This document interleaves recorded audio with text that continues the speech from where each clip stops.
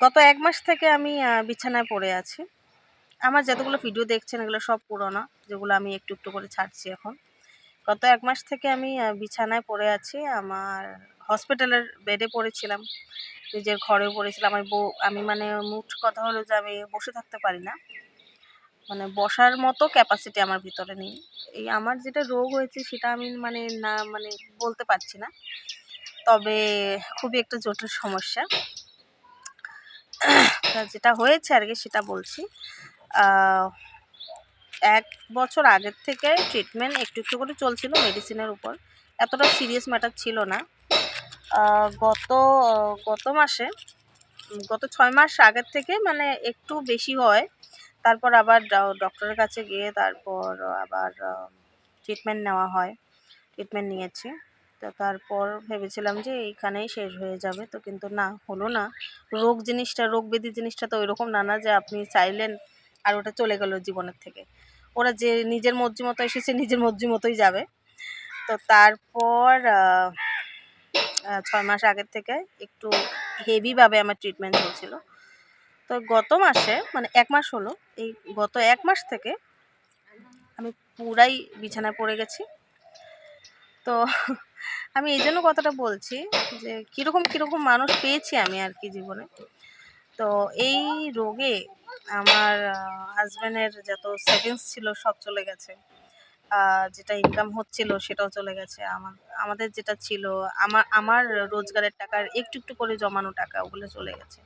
আমার সোনাবানা চলে গেছে। তো এসব কথা না মানে কাউকে বলছি না। কারণ এগুলো ব্যথা, এগুলো দুঃখ কেউ বুঝে না আরকি। সবাই তো মানে মনে করে যে শহরে থাকি তো টাকার মানে একদম গাছ নিয়ে বসে আছি। এইভাবে সকাল উঠা গাছটা হিলায়া দিয়ে টাকাটা পড়ে যায়। তো সেরকম ব্যাপারটা। তো এইটাই যে কিছু রিলেটিভস আছে যারা চাইলে আমাদের হেল্প করতে পারতো। হেল্প আমি চাই না জীবনে, মানে কেউ চাবে না। আমাদের মানে আমার হাসব্যান্ড হোক বা আমি হোক বা আমার মা হোক, কারো কাছ থেকে কখনোই হাত পাতবে না ওদের কাছ থেকে। তো এইটাও আমি তাদের জন্য করছি যারা ভাবছিল যে আমি হয়তো মানে যারা শুনছিল আরকি কথাটা যে আমি বিছানায় পড়ে গেছি, আমি হসপিটালে এডমিট হয়ে আছি। দিনরাত ডাক্তার মানে লেগে রয়েছে আমাকে সুস্থ করার জন্য। অনেক মেডিসিন খাচ্ছি, অনেক স্যালাইন, অনেক ইনজেকশন, অনেক কিছু, অনেক কিছু। তো মানে জীবনে বলে না মাঝে সময় এইরকম রোগ ব্যাধি হতেও লাগে। তাহলে মানে না এমনি ধরেন কিছু, কিছু খারাপ পরিস্থিতিতে আপনি কে বন্ধু, কে বান্ধব, কে শত্রু সবকিছু এমনিই বোঝা যায়। কিন্তু বিছানায় পড়বেন যখন না, যখন আপনি অচল হয়ে যাবেন, তখন যেগুলো মানুষরা আপনি চিনবেন না, মানে আচরিত লাগবে আপনার। মানে আমি নিজে শকড হয়ে গেছি যে এইরকমও মানুষ থাকে। মানে এখন আমার আর কিচ্ছু বলার নেই। মানে আমার হাসি পাচ্ছে। তো আমি এই ভিডিওটা করছি কারণ এই জিনিসটা যে আমি যাতে আমার ফিডে যাতে থেকে যায়। আমি আমার চোখে যাতে থাকে। আমি যাতে ভুলে না যাই। আর আমার একটা খুব মানে খারাপ একটা অভ্যাস আছে, আমি সবকিছু ভুলে যাই। ভালো মন্দ সব। এইরকম।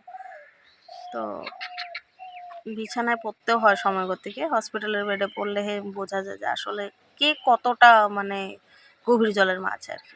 এইরকম। আচরিত, আচরিত। আমরা কি বলবো আর? হাসি পাচ্ছে।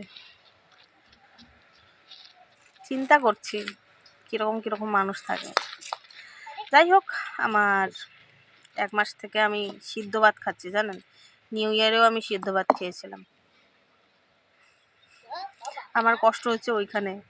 ওই রিলেটিভস গুলা, ওই আত্মীয়-স্বজন তারা আমার খবর নেয় নাই, সেটা নিয়ে আমার কোনো দুঃখ নেই। আমি সিদ্ধ ভাত খেয়ে আছি ১ মাস থেকে। সেটাই আমার জন্য অনেক বড় কষ্টের আরকি। আসলে আমি খাদ্য রসিক মানুষ। হাওয়া টাইট হয়ে গেছে আমার। ভালো থাকবেন।